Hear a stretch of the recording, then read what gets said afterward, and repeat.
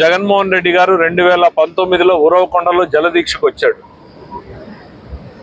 3 నెలల్లో హంద్రీనీవా పనులు ప్రారంభిస్తానన్నాడు.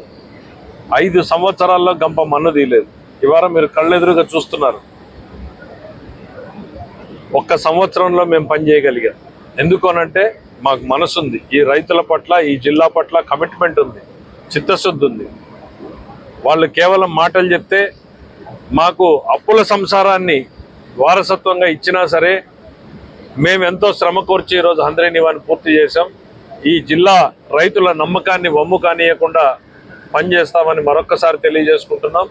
అట్లానే ఇవాళ వస్తున్నటువంటి నీటితో పిఏబిఆర్ని నింపుతున్నాం. మొత్తం జిల్లాకు నీటిని తీసుకొచ్చే ప్రయత్నం, వ్యవస్థలో ఎక్కడ తక్కువైతే అక్కడ వాడుకునేటట్టు పిఏబిఆర్ తీసుకొచ్చి తుంగభద్రలో 10 టీఎంసీలు మనకు షార్టేజ్ పడుతున్నాయి. ఎంత మేరకు వీలైతే అంత మేరకు వాటిని కూడా కవర్ చేసే రకంగా తీసుకెళ్తున్నాం.